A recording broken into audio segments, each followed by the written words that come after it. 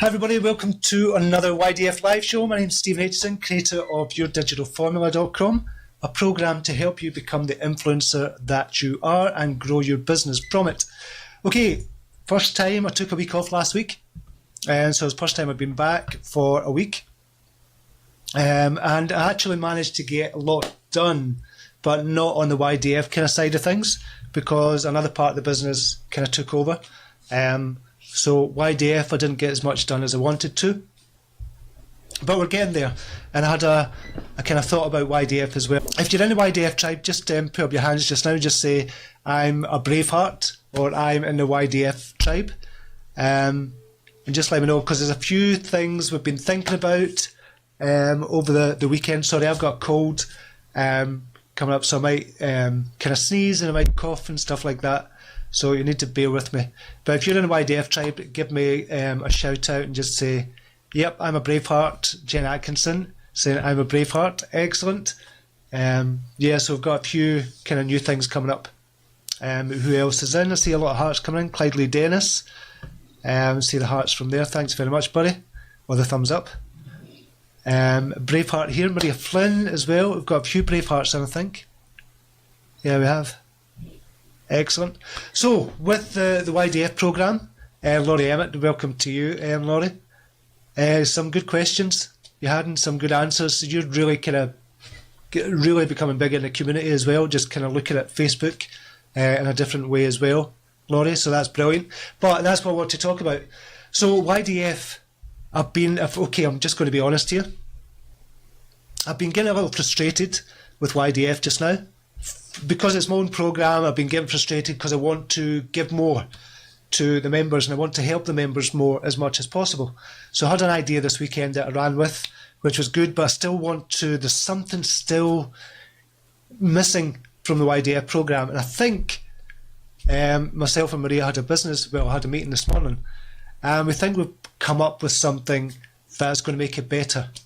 And that is right now in the YDF programme, because there's so much information, we've got about, if you're in a membership area, you've got about kind of 50 videos that you kind of scroll down and you go through one by one. And that could be overwhelming. And I kind of looked at the whole programme. I was thinking about this morning, over the weekend, over the last couple of weeks as well. I looked at the whole programme, thought, okay, what's it really all about? What do you really need? What are the key areas that you need to get if you want to start an online business? The very first one is mindset. And that was why we kind of started the roadmap to success. And I didn't do much with that because I didn't really know where it was going until now. So the very first one is mindset. Then you need to build your platform. Then you need to grow your business. And that's where it all starts. So what we're going to do is we're going to break it up into three chunks of information. Instead of going into the membership area and having 50 videos that you scroll down, there'd possibly be about 60 in total. And we're going to split it up into mindset, platform, and business. So it was all about kind of Facebook at the beginning when I very first started the YDF program, because people wanted to know how to grow their Facebook page. But it's now much more than that. This is about kind of having the mindset of an entrepreneur or mindset of an online business owner. And then it's about growing the platform as a business owner, and then it's about growing your business. What do you do with funnels, for example? What type of products, what type of kind of email system have you got? So I want to do much more on that. We've got loads on the platform, not so much in the mindset, not so much in the business. So I'm going to grow that side of it, and we're going to split it up into three sections. So you're not going to have 50 videos. You might have 10 videos for mindset, maybe 20 or 30 videos for platform, because it'll be shorter, and then we'll have about 20 videos for business stuff as well. So I hope that's going to help as well. It's certainly going to make me feel better about YDF, because I've been thinking about it a lot and I've been getting frustrated myself, and I just couldn't find the missing piece of the puzzle. And I think I found it just now, and the conversation with Maria this morning as well kind of solidified that kind of conviction that I've got. There's something missing, but I think it's coming together now.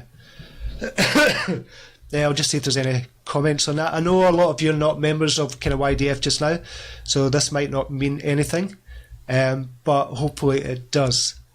Emma Nabil saying get well soon. Thank you very much. It's only a cold. It's nothing big, but it's just a pain in the ass, when you feel tired and droopy.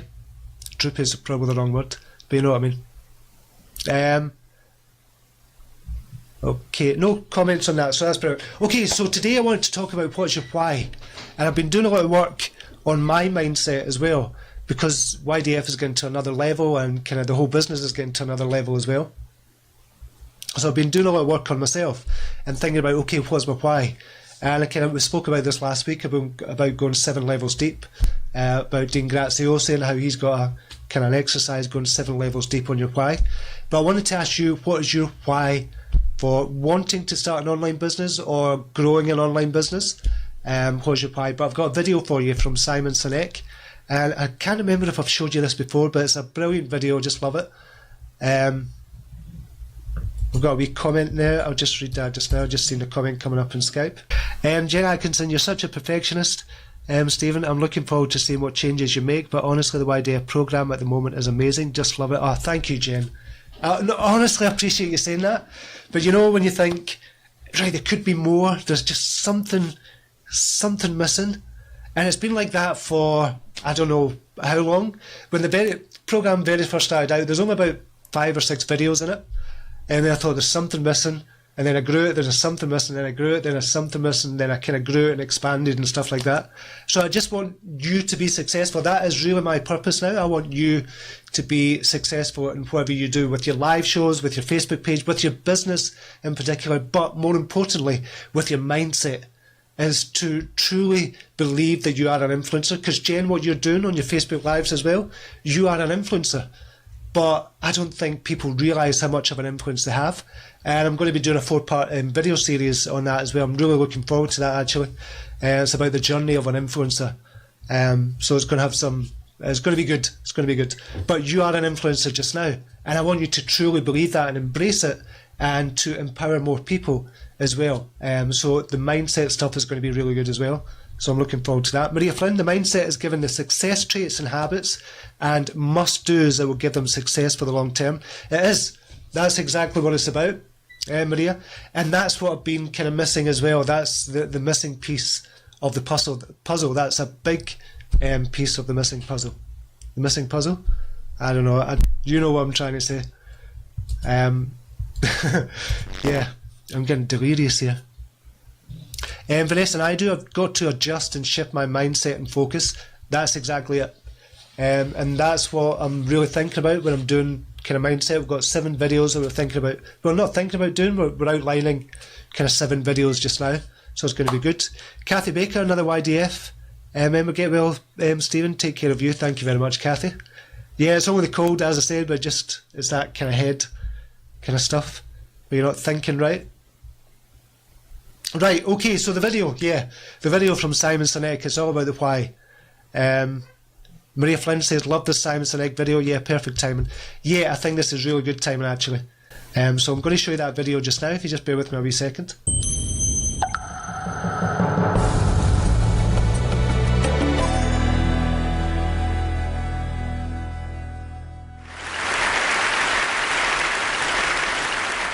How do you explain when things don't go as we assume? Or better, how do you explain when others are able to achieve things that seem to defy all of the assumptions? For example, why is Apple so innovative? Year after year after year after year, they're more innovative than all their competition. And yet they're just a computer company. They're just like everyone else. They have the same access to the same talent, the same agencies, the same consultants, the same media. Then why is it that they seem to have something different? Why is it that Martin Luther King led the civil rights movement? He wasn't the only man who suffered in a pre-civil rights America, and he certainly wasn't the only great orator of the day. Why him? And why is it that the Wright brothers were able to figure out controlled powered manned flight when there were certainly other teams who were better qualified, better funded, and they didn't achieve powered manned flight, and the Wright brothers beat them to it? There's something else at play here. About 3.5 years ago, I made a discovery, and this discovery profoundly changed my view on how I thought the world worked, and it even profoundly changed the way in which I operate in it. As it turns out, There's a pattern. As it turns out, all the great and inspiring leaders and organizations in the world, whether it's Apple or Martin Luther King or the Wright brothers, they all think, act, and communicate the exact same way, and it's the complete opposite to everyone else. All I did was codify it. And it's probably the world's simplest idea. I call it the golden circle.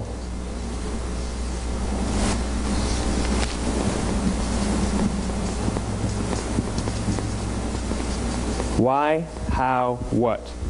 This little idea explains why some organizations and some leaders are able to inspire where others aren't. Let me define the terms really quickly. Every single person, every single organization on the planet knows what they do, 100%. Some know how they do it, whether you call it your differentiating value proposition or your proprietary process or your USP. But very, very few people or organizations know why they do what they do. And by why, I don't mean to make a profit. That's a result. It's always a result. By why, I mean what's your purpose? What's your cause? What's your belief? Why does your organization exist? Why do you get out of bed in the morning? And why should anyone care? Well, as a result, the way we think, the way we act, the way we communicate is from the outside in. It's obvious. We go from the clearest thing to the fuzziest thing. But the inspired leaders and the inspired organizations, regardless of their size, regardless of their industry, all think, act, and communicate from the inside out. Let me give you an example. I use Apple because they're easy to understand and everybody gets it. If Apple were like everyone else, a marketing message from them might sound like this. We make great computers. They're beautifully designed, simple to use, and user-friendly. Want to buy one? Meh.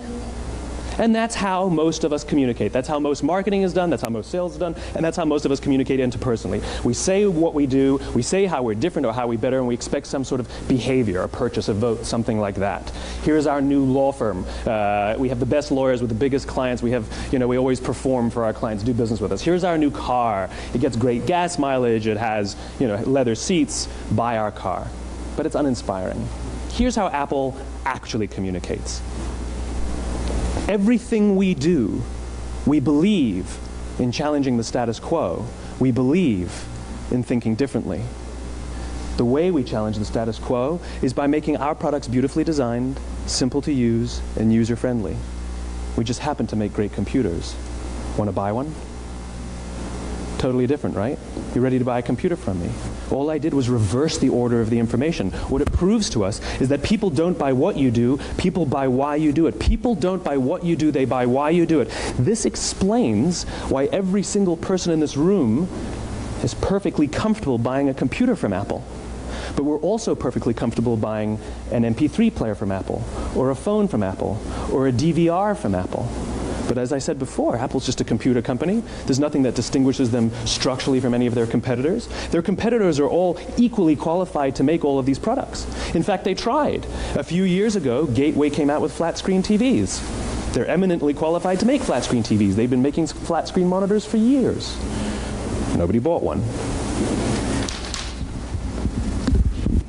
And Dell came out with MP3 players and PDAs. And they make great quality products, and they can make perfectly well-designed products, and nobody bought one. In fact, talking about it now, we can't even imagine buying an MP3 player from Dell. Why would you buy an MP3 player from a computer company? But we do it every day. People don't buy what you do, they buy why you do it. The goal is not to do business with everybody who needs what you have. The goal is to do business with people who believe what you believe. Here's the best part. None of what I'm telling you is my opinion. It's all grounded in the tenets of biology, not psychology, biology. If you look at a cross-section of the human brain, looking from the top down, what you see is the human brain is actually broken into three major components that correlate perfectly with the golden circle. Our newest brain, our Homo sapien brain, our neocortex, corresponds with the what level. The neocortex is responsible for all of our rational and analytical thought and language. The middle two sections make up our limbic brains, and our limbic brains are responsible for all of our feelings, like trust and loyalty. It's also responsible for all human behavior, all decision-making, and it has no capacity for language. In other words, when we communicate from the outside in, yes, people can understand vast amounts of complicated information like features and benefits and facts and figures. It just doesn't drive behavior. When we communicate from the inside out, we're talking directly to the part of the brain that controls behavior, and then we allow people to rationalize it with the tangible things we say and do. This is where gut decisions come from. You know, sometimes you can give somebody all the facts and your figures and they say, I know what all the facts and details say, but it just doesn't feel right. Why would we use that verb? It doesn't feel right. Because the part of the brain that controls decision making doesn't control language. And the best we can muster up is, I don't know, it just doesn't feel right. Or sometimes you say you're leading with your heart or you're leading with your soul. Well, I hate to break it to you, those aren't other body parts controlling your behavior. It's all happening here in your limbic brain, the part of the brain that controls decision making and not language.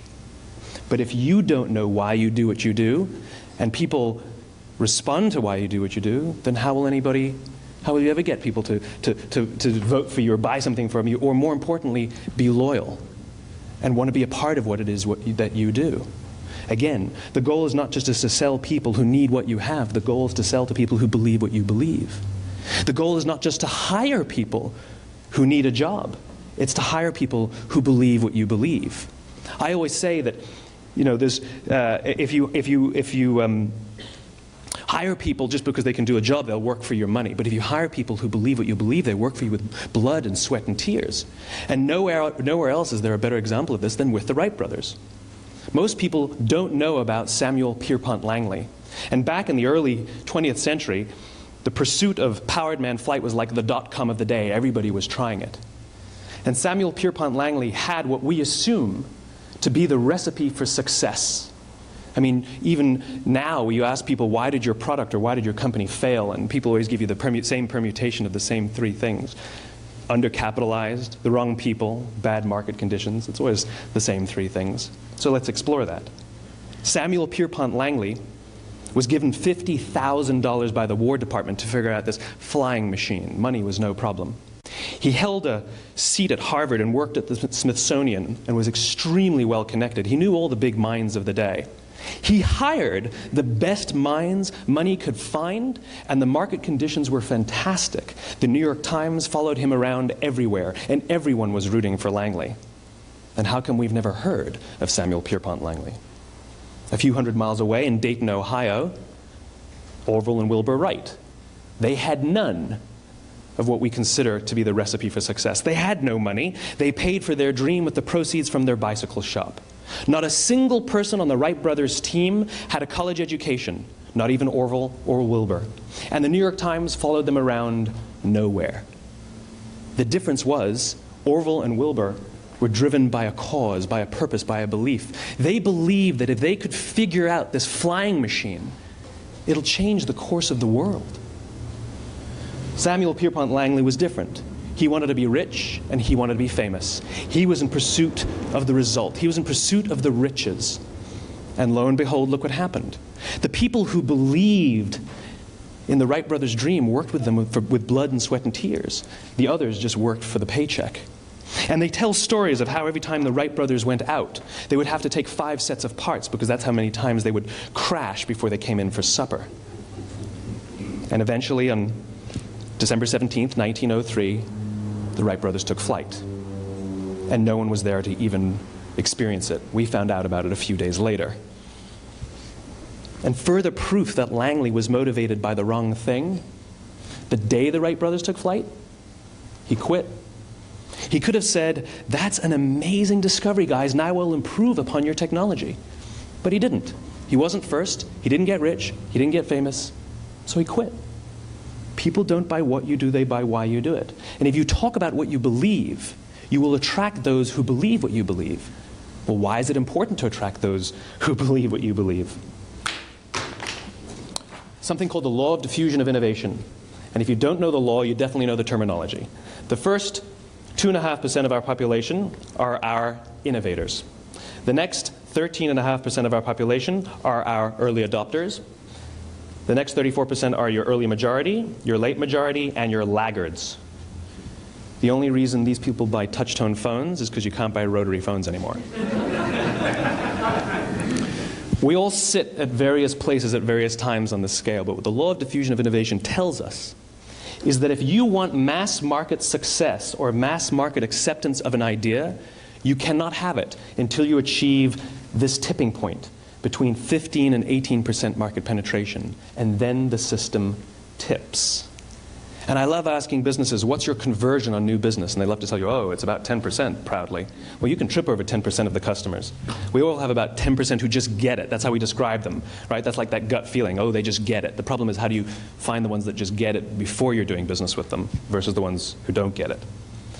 So it's this here, this little gap, that you have to close, as Geoffrey Moore calls it, crossing the chasm. Because you see, the early majority will not try something until someone else has tried it first.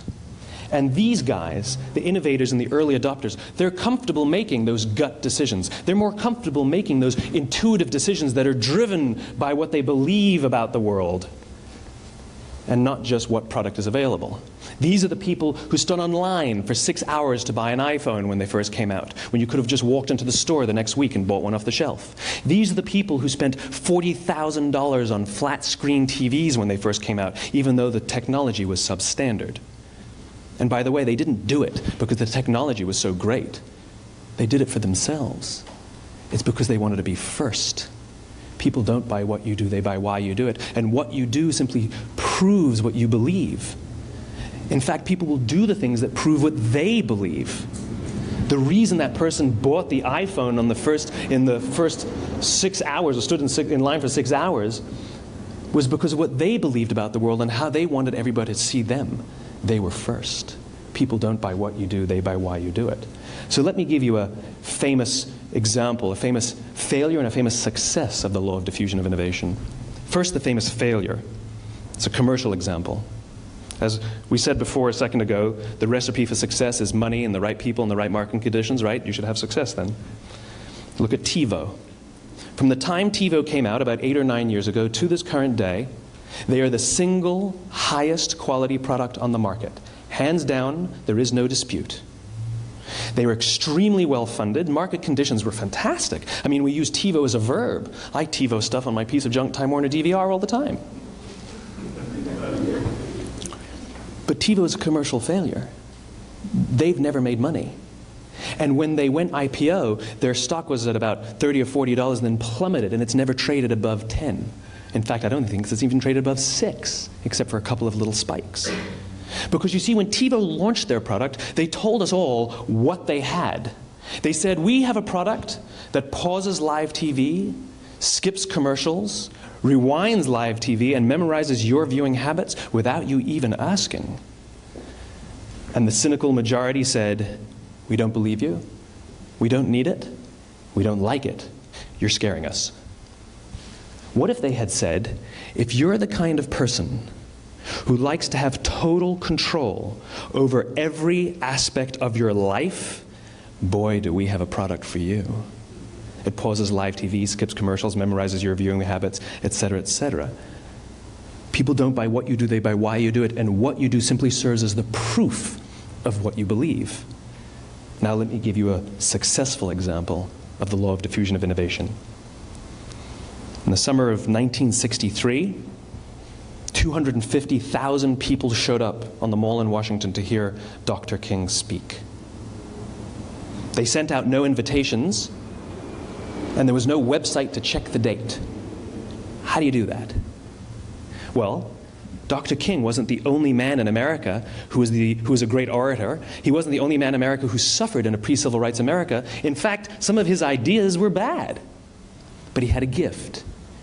He didn't go around telling people what needed to change in America. He went around and told people what he believed. I believe, I believe, I believe, he told people. And people who believed what he believed took his cause and they made it their own, and they told people. And some of those people created structures to get the word out to even more people. And lo and behold, 250,000 people showed up on the right day, on the right time to hear him speak. How many of them showed up for him? 0. They showed up for themselves. It's what they believed about America that got them to travel on a bus for 8 hours to stand in the sun in Washington in the middle of August.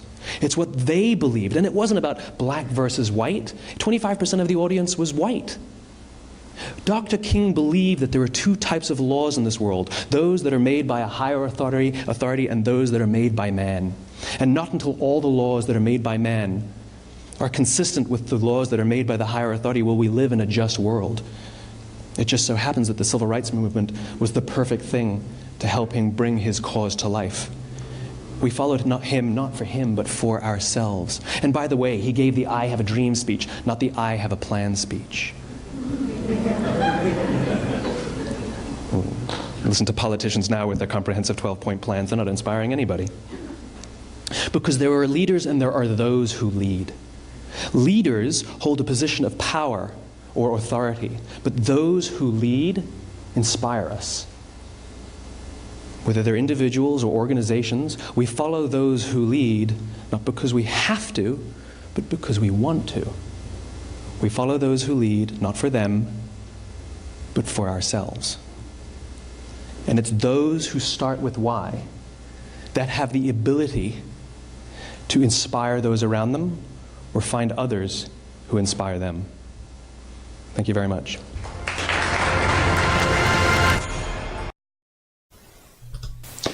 There we go, that was Simon Sinek. I'll post the link for you for the original TED Talk. It's a brilliant, I think I've watched that, must be at least 10 times.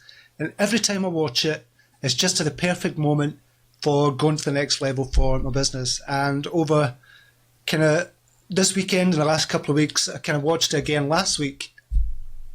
And it kind of got me started thinking again about the whole kind of why I'm doing this. And it started me thinking about how we're going to rejig kind of YDF to start empowering people, because that's what we ultimately want to do. We want to give you the mindset that you're an influencer so you can go out and empower other people, and it's creating that ripple effect around the world.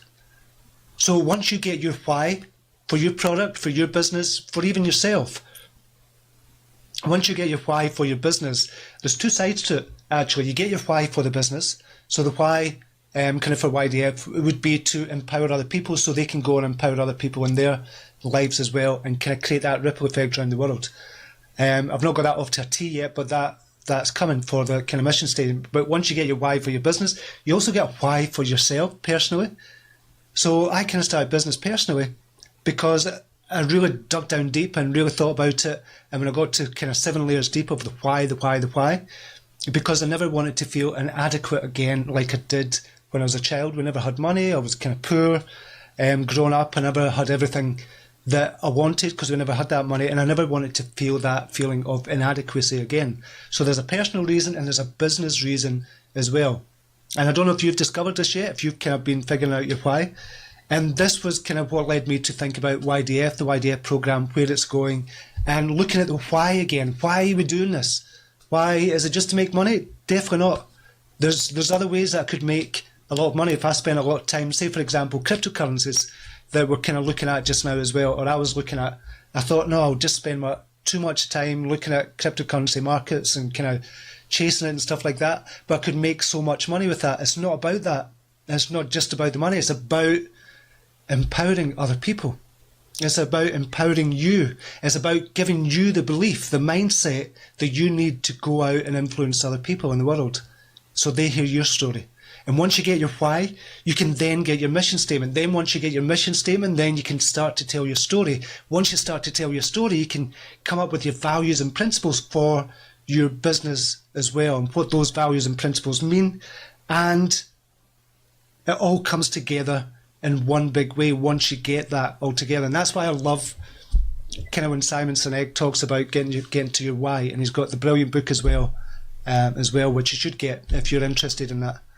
So that's why that's kind of why I love it so much. I've just been thinking about it a lot for YDF, and that's why this YDF is going through another kind of change as well.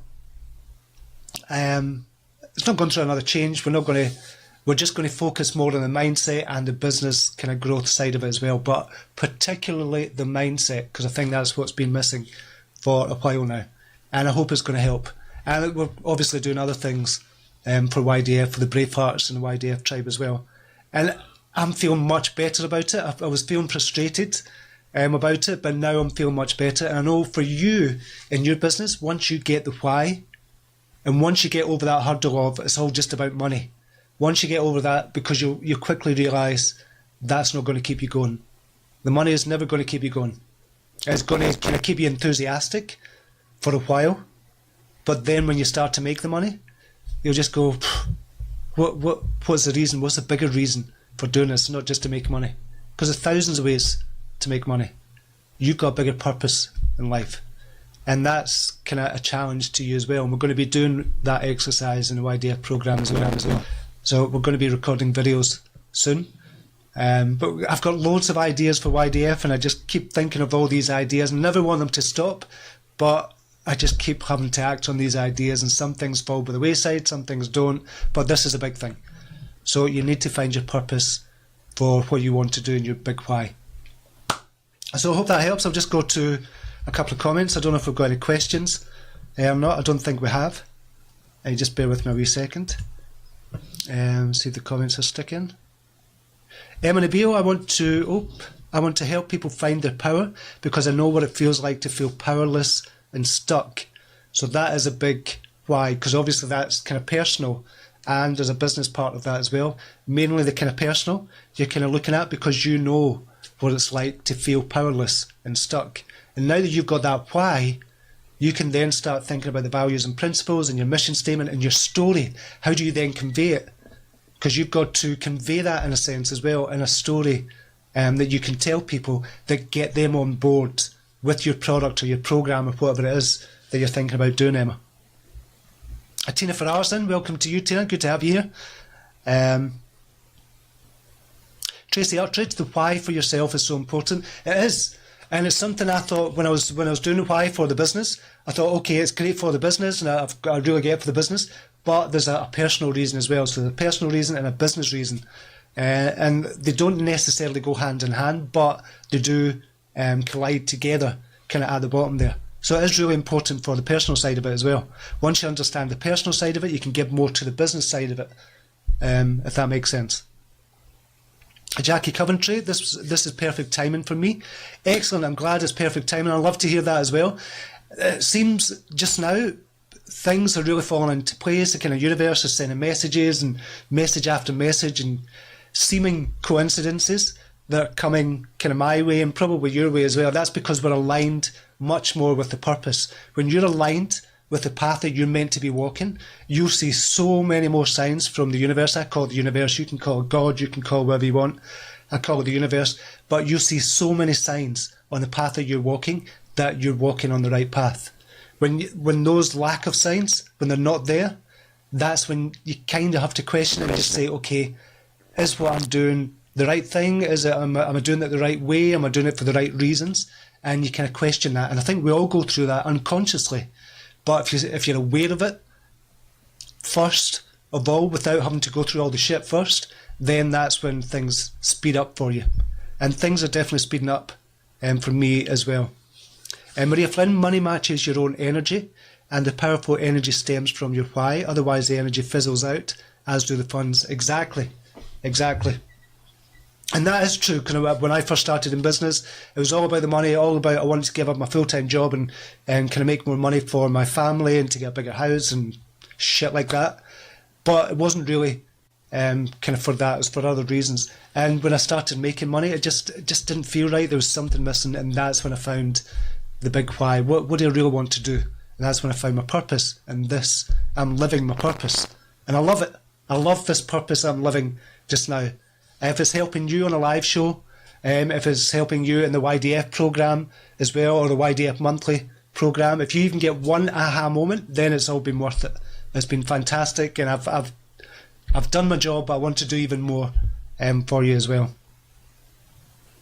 Demetrius saying, I resonate with all that you've said, Stephen. Thank you very much, Demetrius, and thanks for showing up. It's good that you show up every day. Emma Nabil, so true, Stephen. Just see if there's any more comments here. I thought I was going to get through this without coughing. I think that's it for now. I think I've been on for a while. Oh, comment from Susan Jackman. Fantastic. Thanks for sharing. My personal why is I want to do something that I'm passionate about, something that makes me feel good. I want to help and inspire people. Perfect why, Susan. Love that, and I think that's a great note to finish that on as well. And I think, I was going to finish it there, but I think once we dig down deep into our why, it comes down to giving back. It comes down to giving back to our community, to our country, our world, our universe, our energy. And I think that's what it comes down to. We want to contribute in some way. And that's the shift that I had in my business when I realised I really want to contribute to the world. And I think that's what you'll find as well, but I'm not going to force that on you. You have to kind of figure out your own steps as well. Okay, with that, I'm going to leave it just now. And I'll say have a brilliant day, whatever you're doing today. And I'll see you tomorrow. Namaste. Take care. Bye now.